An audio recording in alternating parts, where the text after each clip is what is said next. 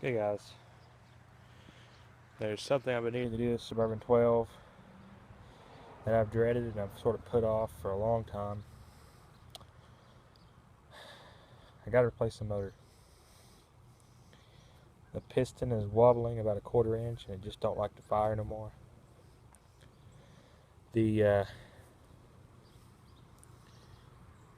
Just everything about that motor on the inside I've never messed with. And this is the only thing I'm not messed with on that tractor is the motor.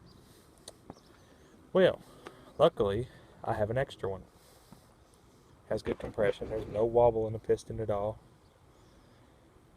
And I've already painted the head with the 500 degree paint. Actually 2000 degree on the head, 500 degree on the block. The motor in this one is going back on a shelf. It'll get bored out and sleeved and put up for another extra one for it. Because I want one brand new that's ready to go in when the other one wears out all the way. Because I expect to use this tractor a lot in the summer times. I got to get the starter generator rebuilt because the generator side of this thing is not working. The starter side's working fine, but I might as well get it rebuilt too. So what we're going to do, we'll take this motor off and we're just going to replace it with this one. As you can see, I've had a hard time getting that pulley off. I would have kept the pulley on, but as you can see, it's flipped around the wrong way, and I don't think this is the correct pulley for it. This came off the blue one. This was its motor. I never heard it fire before. Got a bunch of oil all over it, so I'm going to replace some seals.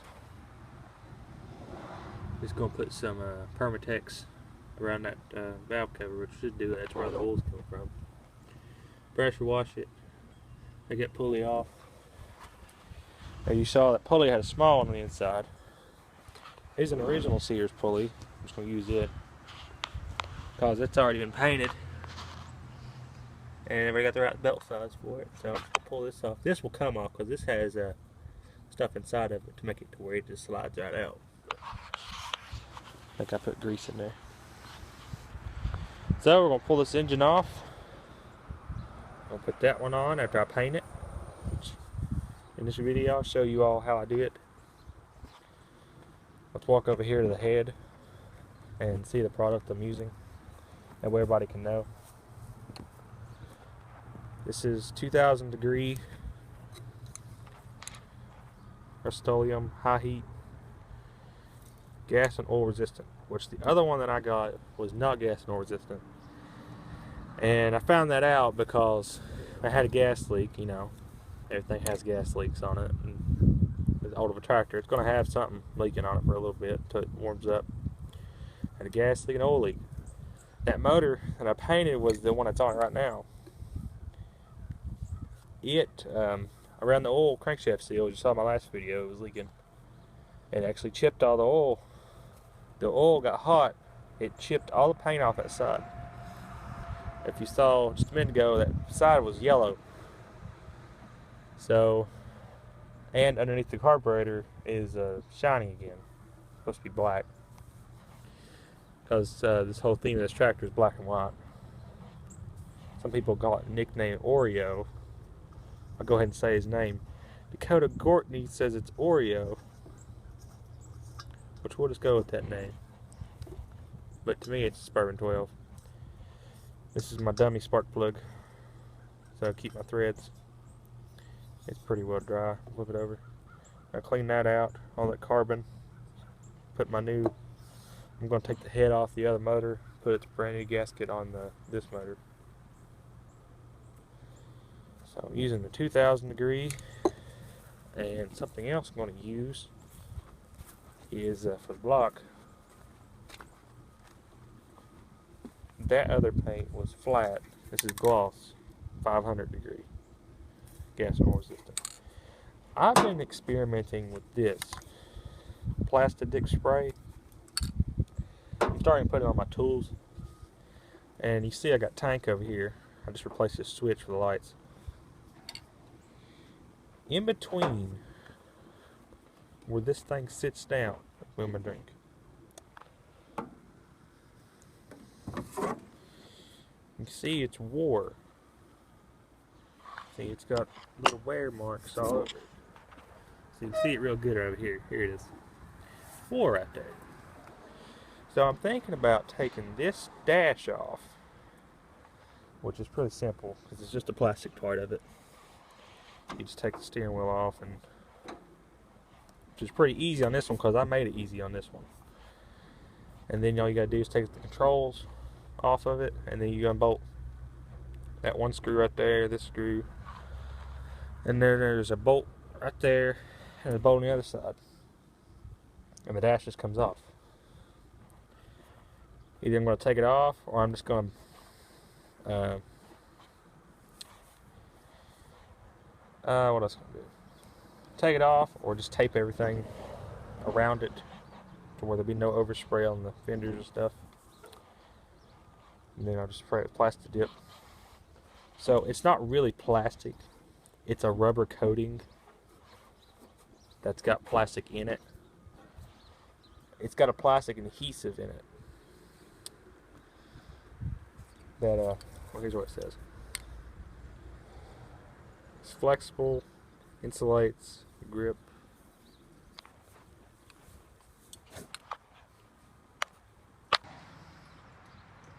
Okay, sorry guys, my mom wanted me for a second.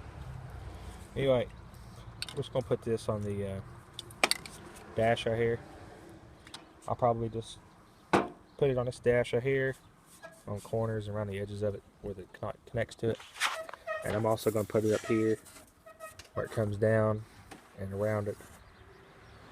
So it's gonna sit there and rub all the time. It's fiberglass. Hood's fiberglass, and the dash is fiberglass. I'm also gonna do a video on how you preserve these battery boxes, and it actually involves plastic dip. You can use that or rubber coating. Any kind of rubber, battery acid won't eat through rubber. It don't eat through rubber as fast as it eats through metal and everything. But it'd be better with that on there. So I'm just gonna take that plate off and take it off and rubber coat it. That's it for that one right there. Ain't much wrong on him. I just got his battery off right now because it's on the wheel horse. This culprit right here. Let's have a look at it before we take it apart. Get the hood up. Don't drop my iPad. Let's see what we got to take out here. We got to take the 4 bolts to hold it down. Generator. Took that one bolt right there. And then there's a bolt right there. And a bolt over there to take the generator off. Clutch system, really easy. What I'm going to do first, I'm going to slide this pulley off. Press clutch in, take a belt off of this, and then just unhook that pin back there. And that should be the clutch. Fuel line, just unbolt it. What I'm going to do that motor, since everything on this is painted, I'm using all the tin and everything. I don't know about the carburetor. I'm a full carburetor for a while. This one has any rebuild kit into it, but it's always been kind of mean to me.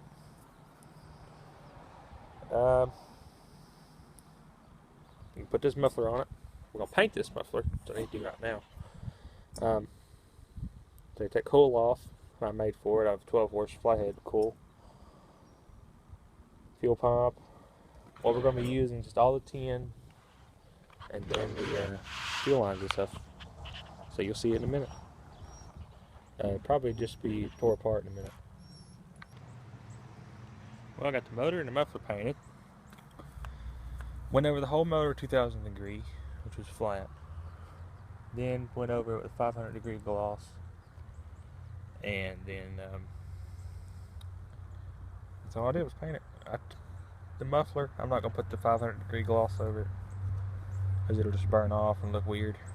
So I just used 2000 degree. I put about 5 coats on it. I'm going to show everybody a trick that I do with these pulleys, make them come off. Here's the pulley that I painted for the other one. That's been on the other motor on the tractor.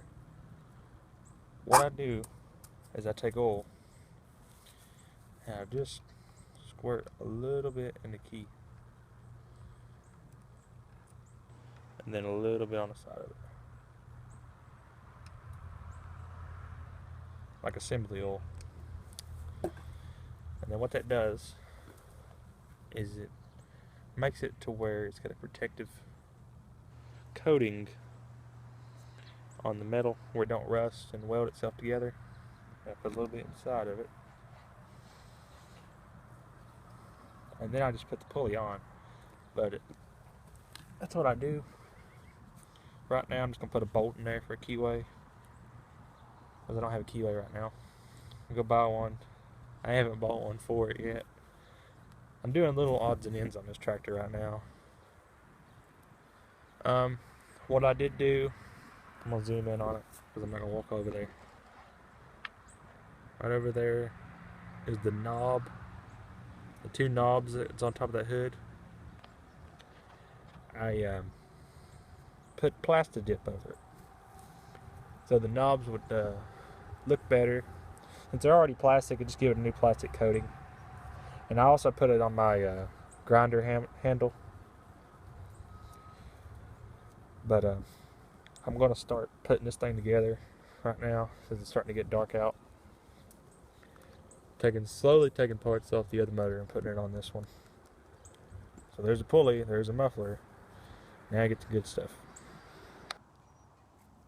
Oh, you can see a lot of progress since the last clip. Head's painted. The E3 spark plug is in. I'm going to try that out because the other motor had a regular spark plug in it and it was barely firing. Pulley's on. Side shroud's on. The wind shroud is on. Didn't take the flywheel off like I was going to and put the other one on it. But anyway, that's fine for me. Fuel pump's on.